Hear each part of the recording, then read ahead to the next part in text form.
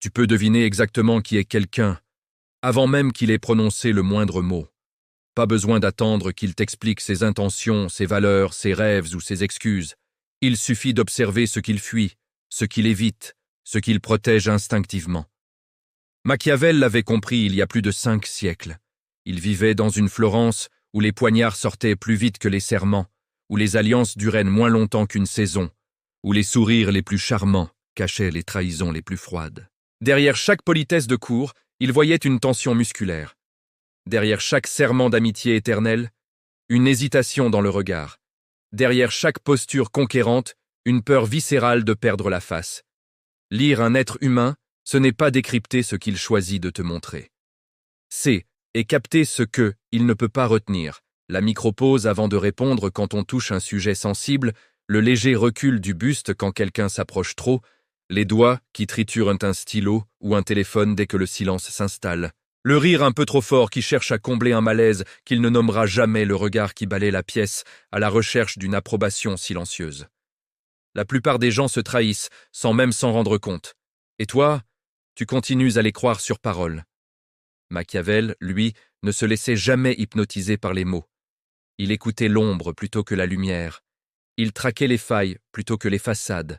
Il savait que le vrai langage est celui que le corps parle quand elle, l'esprit, croit encore le contrôler. Ce que tu vas entendre aujourd'hui n'est pas une leçon de développement personnel gentillette. Ce n'est pas fait pour te flatter ni pour te réconforter. C'est fait pour t'arracher à l'illusion confortable dans laquelle la majorité vit. Dans un monde saturé de filtres, de stories parfaitement cadrées, de discours bien rodés et de sourires calibrés, celui qui veut vraiment comprendre et survivre doit apprendre à lire le théâtre social comme Machiavel lisait les princes et les courtisans. Reste jusqu'à la fin. Je vais te révéler une vérité que presque personne ne veut regarder en face. Un secret qui, une fois intégré, changera radicalement ta perception de tous ceux qui t'entourent. Collègues, amis, partenaires, rivaux, inconnus dans un ascenseur. Si ces mots te parlent déjà, abonne-toi maintenant, laisse un like et écris en commentaire. Je ne fais plus confiance aux mots. Ça me permettra de savoir que tu es prêt à aller plus loin. Machiavel n'était pas un cynique. Il était un clinicien de l'âme humaine. Avant d'être transformé en synonyme de manipulation froide et sans scrupules, Nicolas Machiavel était avant tout un observateur d'une lucidité presque douloureuse. Il a traversé une époque où les pères se faisaient assassiner par leurs fils, où les condottieri changèrent de camp entre 2 batailles, où l'Église elle-même jouait le double jeu du salut et du pouvoir temporel. Il n'écrivait pas pour prêcher la morale. Il n'écrivait pas pour consoler. Il écrivait pour avertir, pour montrer les lois invisibles qui régissent le pouvoir, la peur, la loyauté de façade, la trahison calculée et surtout, la nature profonde de l'être humain quand on enlève les masques.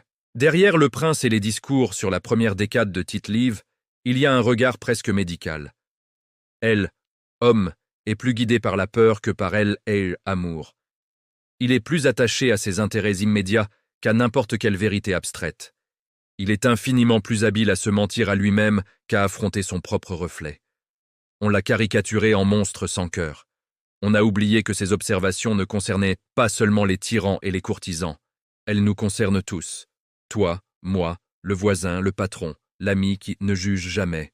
Aujourd'hui, plus que jamais, dans une société où tout le monde se met en scène 24 heures à 24 sur les réseaux, où chaque publication est un mini-spectacle, où chaque conversation est une performance, la lecture machiavélique est devenue une arme de survie psychologique. Ton corps parle avant que ta bouche n'ouvre, et il parle beaucoup plus honnêtement. Les 7 réflexes qui trahissent, haine, importe qui, même les plus habiles. 1. Le rapport viscéral à elle, inconfort mais quelque. 1 dans une situation de tension légère mais inhabituelle. Un silence qui dure 8 secondes de trop, une attente imprévue de 3 minutes, une remarque mi-figue mi-raisin sur son travail ou son apparence, être gentiment ignoré pendant 30 secondes dans un groupe. Observe ce qui se passe quand le cadre se fissure. Mâchoire qui se crispe imperceptiblement, mains qui cherchent désespérément une occupation, téléphone, cheveux, verre, sourire crispé qui dure 1 seconde de trop, bras croisés en bouclier, rire nerveux sans raison, regard qui fuit vers la sortie ou vers quelqu'un d'autre pour obtenir du secours. L'inconfort est le seul révélateur fiable. celui qui reste présent, qui respire calmement, qui soutient le silence sans s'agiter. Celui-là habite vraiment son centre. Tous les autres montrent leur chaîne. 2. La quête incessante et masquée D. Attention, personne ne dira jamais à voix haute « J ai besoin que vous me regardiez ». C'est trop vulnérable, trop nu. Alors on code. Anecdote spectaculaire, jetée au milieu d'une conversation banale. Rire plus fort que les autres pour recentrer les regards. Plainte subtile qui appelle la compassion. Question rhétorique qui force tout le monde à se prononcer sur soi. Changement soudain de sujet dès que la lumière s'éloigne. Le test le plus révélateur. Observe la personne quand on parle des autres. Coupe-t-elle pour ramener l'attention sur elle? Sourit-elle poliment, mais regarde-t-elle déjà ailleurs? Vérifie-t-elle discrètement qu'il écoute encore? L'attention est une drogue silencieuse. Beaucoup vivent en manque chronique, sans jamais l'admettre. 3. La façon dont il gère, ou envahit, espace psychologique. La distance N est pas seulement une question de centimètres. C'est une déclaration territoriale. Celui qui s'approche trop vite, qui touche l'avant-bras au bout de 2 minutes, qui t'appelle par ton prénom comme s'il te connaissait depuis 10 ans, qui rit trop fort à tes blagues, ne cherche pas forcément l'intimité, il cherche à désarmer ta méfiance, à neutraliser ton espace critique. À l'inverse, celui qui maintient une distance glaciale, qui reste toujours à 1,50 m, qui parle d'une voix mesurée et polie même après 3 heures, protège souvent une peur profonde, peur d'être envahi, peur d'être vu, peur que son masque craque. Observe, elle, entrer dans une pièce. Attend-il que elle invite à s'asseoir? S'installe-t-il d'autorité au centre? Choisit-il la chaise la plus en retrait? Croise-t-il les jambes vers toi ou vers la sortie? Le corps dit toujours « Voilà jusqu'où je te laisse entrer ». 4. La terreur du silence et du vide intérieur. Le silence N est pas une absence de bruit. C'est un miroir impitoyable qui renvoie à chacun le son de ses propres pensées non filtrées, de ses doutes, de ses hontes, de ses manques. Observe celui qui ne supporte jamais plus de 4 secondes de silence. Il relance, importe quel sujet il commente la météo. Il pose une question inutile, il rit de rien, il improvise une justification pour un reproche qui n'a jamais été formulé. Machiavel savait que celui qui comble le vide à tout prix ne communique pas, il fuit. Le silence est une épreuve spirituelle que très peu passent sans trembler. 5. Le regard, la frontière la moins contrôlable. Le regard est le lieu où 2 consciences se touchent, et où presque tout le monde finit par se trahir. Détourne-t-il les yeux trop vite quand on parle de réussite, d'argent, de couple, de famille? Fixe-t-il sans presque cligner, comme pour imposer sa domination? Cherche-t-il constamment les regards des autres dans la pièce pour vérifier son effet? Quand tu l'interromps, où vont ses yeux? On sait. Reviennent-ils sur toi ou s'échappent-ils? Le vrai regard n'est pas celui qu'on te donne. C'est celui qu'on t'épargne. 6. La justification anticipée, la condamnation invisible. Personne ne l'a accusé. Personne ne lui a rien reproché. Et pourtant il commence. Non, mais en fait, ce que les gens ne comprennent pas, c'est que... Je tiens à préciser que... Se justifier sans accusation, c'est déjà porter un verdict sur soi-même. Celui qui est vraiment en paix avec ses choix, n'a pas besoin de te faire inventaire de ses raisons. Il agit, il assume, il se tait. 7. Le corps quand il croit que personne ne regarde. Les moments les plus révélateurs sont ceux où la performance S arrête. Juste après avoir quitté une réunion importante, dans l'ascenseur seul, en attendant son tour chez le médecin, quand il pense que personne ne le voit dans un couloir. Observe alors les épaules qui s'affaissent brutalement, le long soupir retenu toute la journée, la mâchoire qui se crispe sans raison apparente, les doigts qui pianotent nerveusement sur la cuisse, le regard perdu qui fixe un point invisible. Quand le public disparaît, le rôle s'effondre. Et ce qui reste est souvent la chose la plus vraie et la plus dérangeante. Les 7 vérités impitoyables que Machiavel a vues chez chaque être humain. 1. Chaque personne porte une hiérarchie secrète invisible. Ceux que elle place au sommet, l'argent, le statut, l'intelligence, la beauté, la morale, le contrôle, la supériorité, guident absolument tout le reste. Regarde ce qui la rend soudain tendue, Bavarde, silencieuse, agressive ou excessivement gentille. 2. Le masque finit par fusionner avec le visage. Ce qui a commencé comme une stratégie de survie devient une identité. On ne joue plus le rôle, on est le rôle. Et quand le rôle craque, l'effondrement est souvent total. 3. Plus on cherche à cacher quelque chose, plus l'inconscient s'acharne à le révéler. Il y a toujours une fissure, le pied qui tape sous la table, la voix qui monte d'un ton sur un détail anodin, le sujet changé en 0,8 secondes, la contradiction minuscule entre les mots et le corps. 4.